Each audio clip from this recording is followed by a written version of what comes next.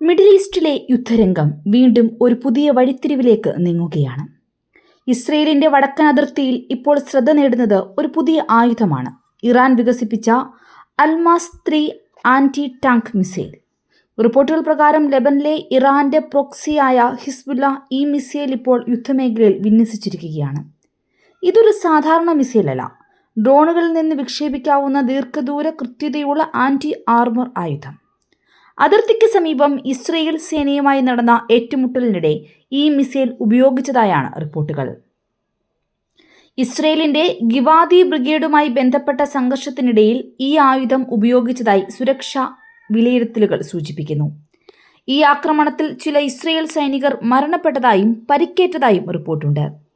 വിശകലനങ്ങൾ പറയുന്നത് ഡ്രോണുകളിൽ നിന്ന് വിക്ഷേപിക്കുന്ന ഈ മിസൈൽ ഇസ്രയേലിന്റെ വടക്കൻ യുദ്ധമേഖലയിലെ തന്ത്രപരമായ സമവാക്യങ്ങൾ തന്നെ മാറ്റുകയാണ് എന്നാണ്. കാരണം ഡ്രോണിൽ നിന്ന് മിസൈൽ വിക്ഷേപിച്ചാൽ ആക്രമണം നടത്തുന്ന സംഘത്തിന് മുന്നണിയിൽ തന്നെ നിൽക്കേണ്ട ആവശ്യമില്ല. അവർ സുരക്ഷിതമായ ദൂരത്തിൽ നിന്നുകൊണ്ട് തന്നെ ടാങ്കുകളെയും ആംഡ് വാഹനങ്ങളെയും ലക്ഷ്യമിടുവാൻ കഴിയും. അൽമാസ് 3 എന്ന ഈ മിസൈൽ ഇറാനിൽ തന്നെ രൂപകൽപ്പന ചെയ്ത് നിർമ്മിച്ചതാണ്. ഇറാന്റെ വളർന്നുവരുന്ന മിസൈൽ സാങ്കേതിക ശേഷിയുടെ പുതിയ ഉദാഹരണമായിട്ടാണ് ഇതിനെ ലോകം കാണുന്നത്. ഈ മിസൈലിന്റെ പരമാവധി ആക്രമണ ദൂരം ഏകദേശം 16 കിലോമീറ്റർ വരെ എത്തും. അതായത് മുന്നണിയിൽ നിന്ന് വളരെ അകലെ നിന്ന് പോലും ഇസ്രയേൽ ടാങ്കുകളെ ലക്ഷ്യമിടാൻ ഇവയ്ക്ക് കഴിയും. ഇത് imaging, infrared, electro optical guidance system ഉപയോഗിച്ചാണ് ലക്ഷ്യം കണ്ടെത്തുന്നത്.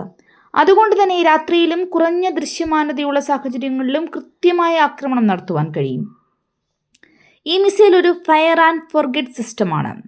അഥവാ മിസൈൽ വിക്ഷേപിച്ച ശേഷം ഓപ്പറേറ്റർമാർക്ക് ഉടൻ തന്നെ സ്ഥലം മാറി സുരക്ഷിതമായി മറയാം. ഇത് പ്രത്യേകമായി രൂപകൽപ്പന ചെയ്തിരിക്കുന്നത് ടോപ്പ് അറ്റാക്ക് രീതിയിൽ ആക്രമിക്കുവാനാണ്.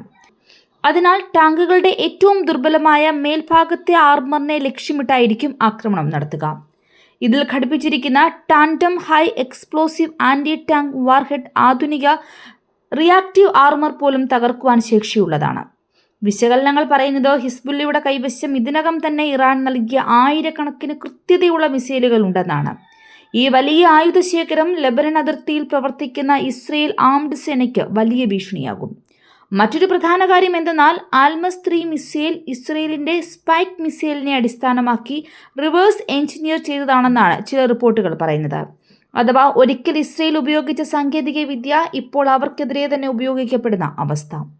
യുദ്ധഭൂമിയിൽ അൽമാസ് 3 ആദ്യമായി ഉപയോഗിച്ചതിലൂടെ ഹിസ്ബുല്ലയുടെ പുതിയ തന്ത്രവും വ്യക്തമാവുകയാണ്. കൃത്യതയുള്ള മിസൈലുകളും ഡ്രോണുകളും ഉപയോഗിച്ച് ഇസ്രയേലിന്റെ പരമ്പരാഗത സൈനിക ശക്തിയെ പതുക്കെ ക്ഷയിപ്പിക്കുക. ഇതോടെ മിഡിൽ ഈസ്റ്റിലെ യുദ്ധരംഗം ഇനിയും കൂടുതൽ സങ്കീർണമായ ഘട്ടത്തിലേക്ക് മാറുമോ എന്നതാണ് ഇപ്പോൾ ഉയരുന്ന വലിയ ചോദ്യം.